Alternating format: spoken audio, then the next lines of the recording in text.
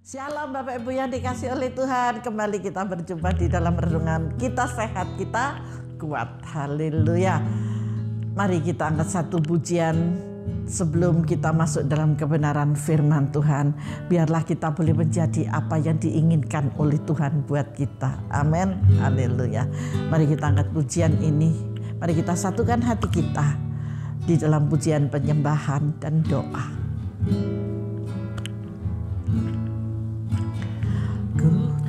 Dengan barang fana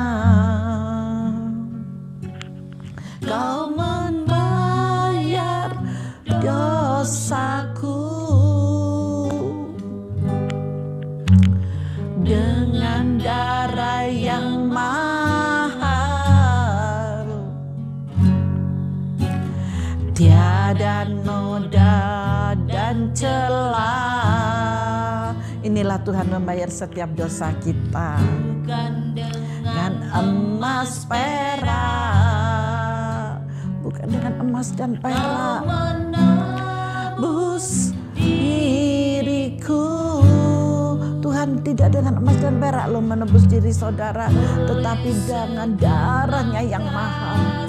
Hanya karena pengorbanan kasih Kristus di dalam saudara.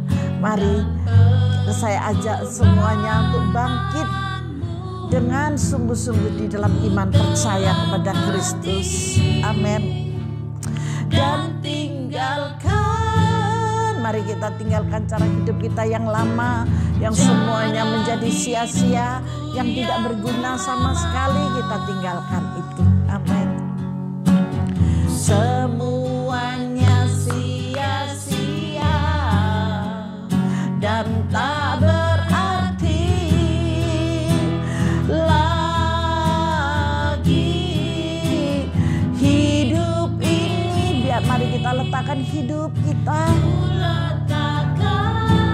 di dalam mezbah kudusnya, pada mezbahmu ya Tuhan. Amin, amin. Jadilah padaku seperti yang kau ingini. Mari kita semangat. Amin. Apapun yang terjadi kita semangat. Biarlah hidup kita boleh menyenangkan hati Tuhan seperti apa yang Tuhan inginkan dari saudara dan saya, dari kita semuanya. Dosaku, ingat bahwa Yesus telah mati di atas kayu salib untuk membayar dosa kita yang mahal. Tiada noda dan celah. Haleluya, haleluya. Dengan emas perak Kau menebus diriku. Amin. Oleh segenap kasih dan pengorbananmu. Amin. Telah mati. Amin. Dan kita tinggalkan cara hidup kita yang lama, cara hidupku yang lama. Semuanya sia-sia dan tak berarti lagi hidup ini ya Tuhan. Ku letakkan, kami mau meletakkan hidup kami Tuhan di dalam mezbah kudus-Mu. Dan Kau yang mengubah hidup kami Bapa, pikiran kami Tuhan, hati kami yang sia-sia Tuhan, yang Kau ingini. Amin, amin. Ku telah mati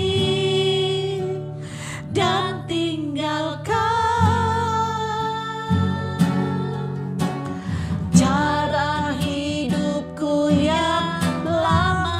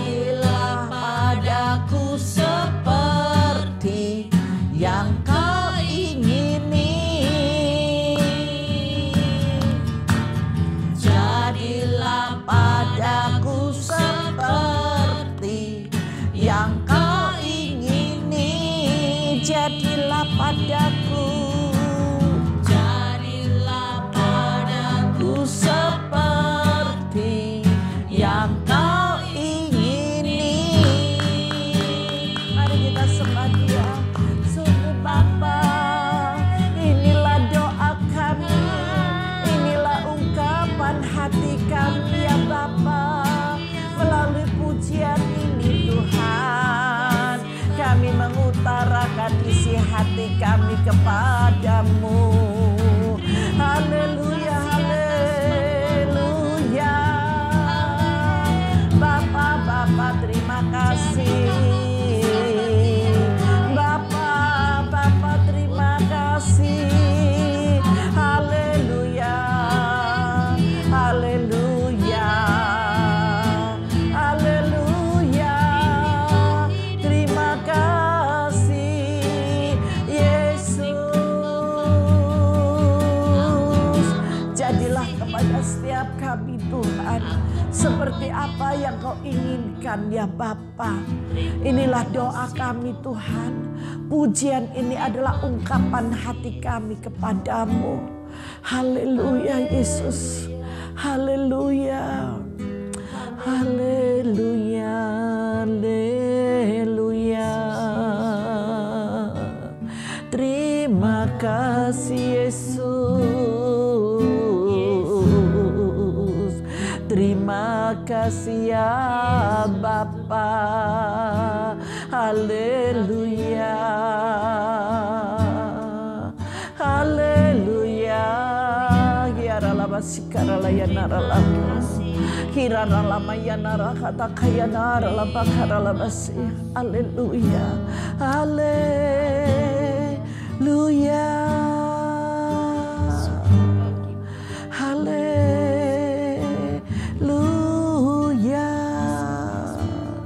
Bapa, terimalah pujian dan sembah kami Tuhan. Kami rindu Bapa, kami berkenan di hadapan-Mu Tuhan. Terima kasih Bapa, terima kasih. Berfirmanlah Engkau bagi kami Bapa. Kami siap untuk mendengar dan menerimanya di dalam nama Tuhan Yesus Kristus. Haleluya. Amin Tuhan. Mari Bapak Ibu yang dikasihi oleh Tuhan, kita masuk dalam kebenaran firman Tuhan. Amin. Hari ini saya memberi judul Aku Tersenyum. Aku tersenyum, yang dimaksud aku tersenyum itu saudara yang tersenyum. Untuk siapa? Kepada Tuhan, untuk Tuhan. Karena saudara telah dibentuk menjadi bejana kemuliaannya. Mari kita buka di dalam Mazmur 118.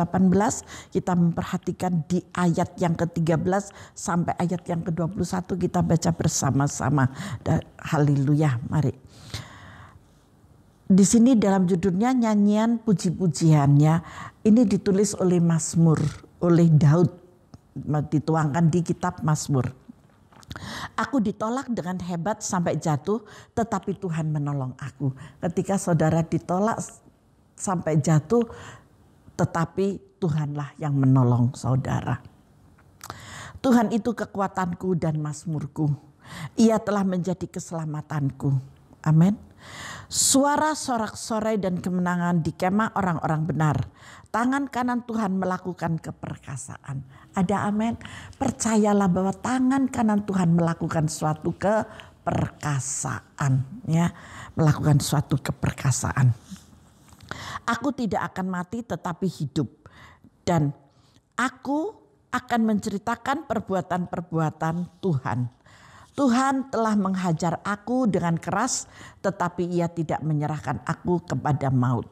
Bukakanlah aku pintu gerbang kebenaran. Aku hendak masuk ke dalamnya, hendak mengucap syukur kepada Tuhan. Inilah pintu gerbang Tuhan. Orang-orang benar akan masuk ke dalamnya.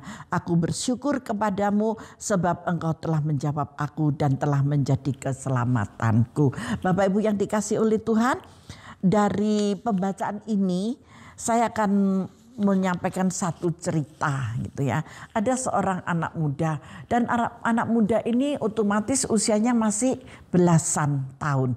Nah, ketika anak ini masih muda sekali, masih belasan tahun, masih nakal-nakalnya anak ini terlibat di dalam obat-obatan. Pasti saudara tahu, Bapak Ibu pasti mengerti, yaitu tentang narkoba, tentang hubungan-hubungan yang tidak benar, dan juga okultisme dari siapa? Dari teman-temannya, dari orang yang ada di sekelilingnya, sampai anak ini pun juga terjatuh, sepertinya gak ada lagi yang bisa menolong dia. Dan Anak ini bukan anak yang tidak mengenal Tuhan loh. Anak ini anak yang mengenal Tuhan. Dia mengerti firman, dia bisa menyembah, dia bisa memuji Tuhan. Dia bisa mendoakan orang. Bukan berarti kalau mereka yang seperti ini itu iblis tidak mau menguasainya. Iblis tetap bisa menguasainya. Apakah Tuhan mengizinkan? Tuhan pasti mengizinkan. Ingat Ayub, ketika Ayub bersama-sama menghadap kepada Allah, itu bukan cuma anak Tuhan. Ketika anak ini berdoa, iblis itu juga datang. Dan iblis bilang, ayo jatuhkanlah anak ini dalam perbuatannya, dalam pemikirannya. Aku mau tahu kalau anak ini tetap menyembah Engkau. Itu yang dikatakan oleh iblis. Dan Tuhan melihat anak ini, ya Tuhan izinkan hal itu terjadi. Tetapi di ayat yang ke-13 tadi dikatakannya, tetapi Tuhan menolong aku ketika aku ditolak dengan hebat sampai jatuh. Ketika itu anak ini sadar, ketika ada teman, salah satu temannya mengajak dia masuk ke sebuah tempat ibadah, otomatis di gereja. Ketika itu ada doa pengurapan, ada altar call, dan anak ini terjamah oleh Roh Kudus. Ketika anak ini terjamah oleh Roh Kudus, Tuhan tidak mengabaikan tetapi Tuhan menolong dia. Nah, di dalam cerita ini anak ini fatal. Sepertinya tidak ada harapan. Dan anak ini tidak semudah itu berbalik kepada Tuhan. Dia masih mengalami jatuh bangun. Anak ini masih mengalami satu depresi. Karena apa? Karena hati-hati, iblis itu sangat licik sekali. Dia bisa menipu dengan hal yang sedikit melenceng, seperti kaca. Kaca itu bisa bisa tembus pandang ya. Jadi kalau kita seperti saya memakai kacamata, kalau saya buka kacamata saya bisa, tetapi ketika saya memakai kacamata juga tetap bisa melihat gitu ya. Nah, iblis itu seperti itu cara kerjanya. Maka dari itu saya ingatkan kepada bapak-bapak, ibu-ibu yang masih muda-muda, sekalipun sudah tua, obat-obatan itu tidak terbatas di usia. Terutama anak-anak yang masih SMP, SMA, kuliah apalagi ya. Hati-hati jangan tertipu oleh iblis. Amin. Karena Tuhan mau kalian tetap tersenyum untuk kemuliaan bagi nama Tuhan. Pertahankan semuanya. Jangan ketipu oleh kelicikan daripada iblis itu. Sekalipun engkau tertipu, Tuhan tidak akan pernah menolakmu. Kalau itu sudah pernah terjadi. Banyak sekali hari-hari ini Bapak Ibu, dengan banyaknya karunia-karunia, maka banyak orang mengatakan bahwa kamu dapat karunia ini, kamu dapat karunia. Ternyata itu yang masuk bukanlah Roh Kudus, tetapi roh yang lain. Yang seolah-olah itu adalah Roh Kudus. Ini yang membuat kefatalan. Sehingga apa? Sehingga menjadi kedepresian yang sangat berat.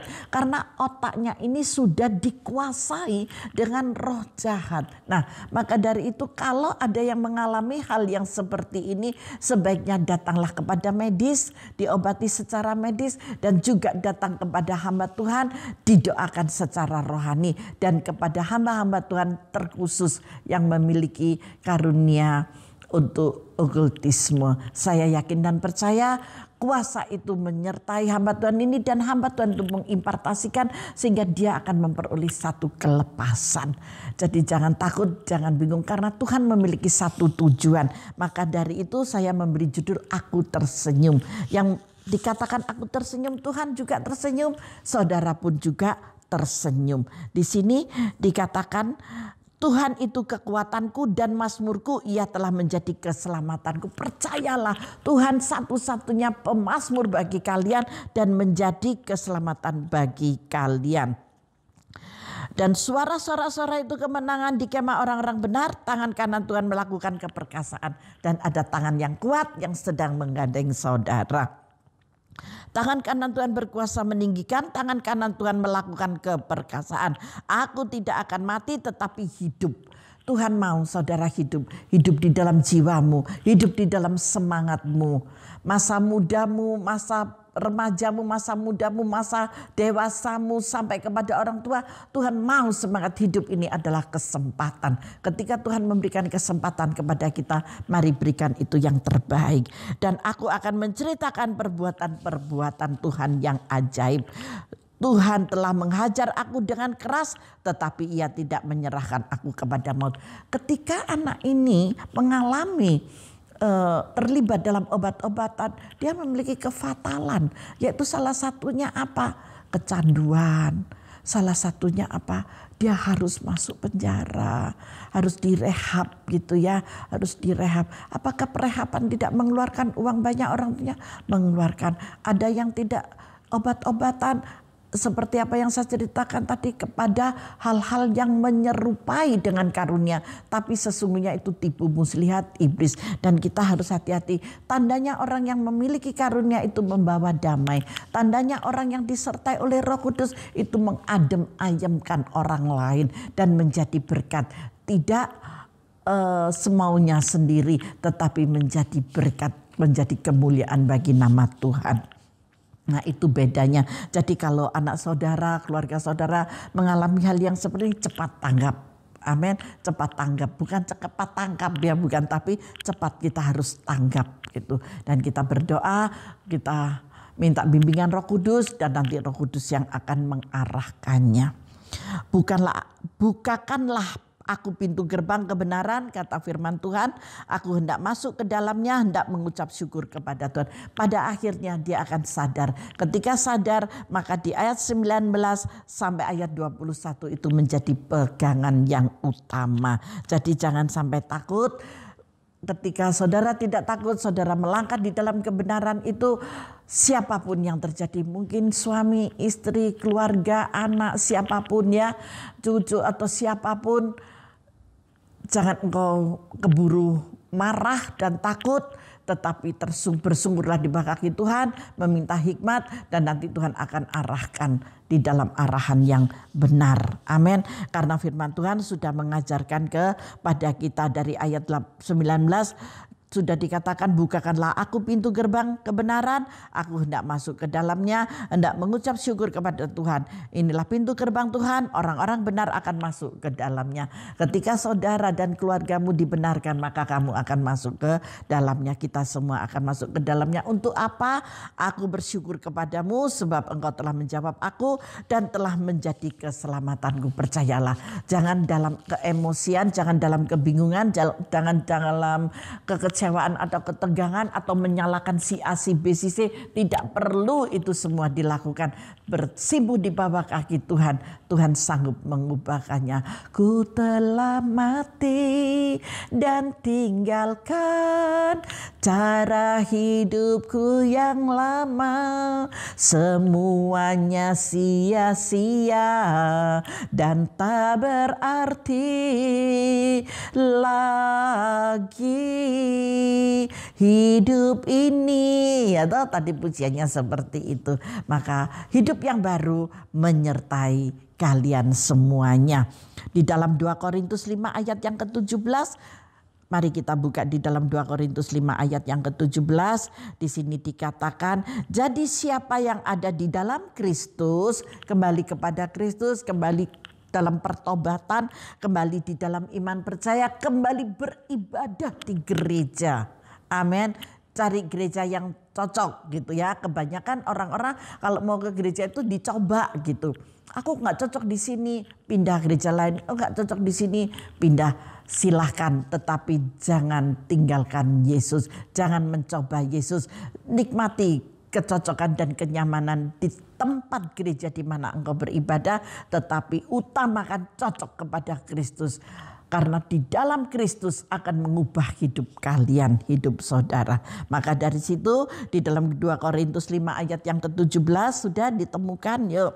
Jadi siapa yang ada di dalam Kristus, ia adalah ciptaan baru. Yang lama sudah berlalu, sesungguhnya yang baru sudah datang. Ketika yang baru sudah datang, engkau sudah menjadi yang baik. Obat-obatan dibuang semua, peralatan apapun dibuang semuanya. Engkau sudah menjadi manusia yang baru. Dan Tuhan sudah mengurapi engkau lebih dahsyat lagi. Dan engkau akan menjadi pelayan Kristus yang sejati. Bukan pelayan Kristus yang bohongan. Bukan pelayan Kristus yang ditunggangi oleh roh yang lain.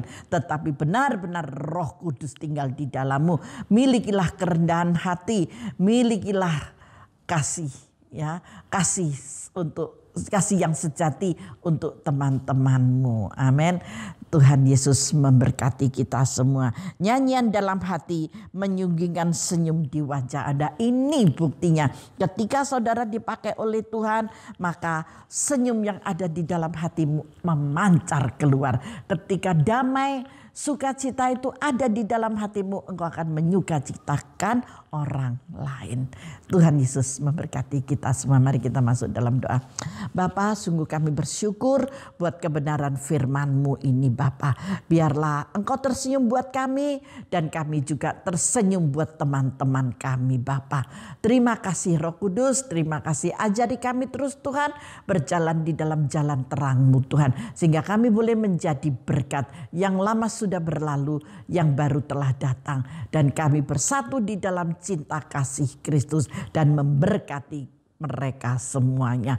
Terima kasih banyak Bapak. Terima kasih damai sejahtera, sukacita, ketenangan, kelimpahan menyertai di dalam kehidupan anak-anak-Mu semuanya. Mulai hari ini, esok, bahkan sampai Maranatha tiba. Diberkatilah kalian semuanya. Di dalam nama Tuhan Yesus Kristus yang percaya dan sudah menerima berkat ini bersama saya katakan amin. Tuhan Yesus memberkati kita semuanya.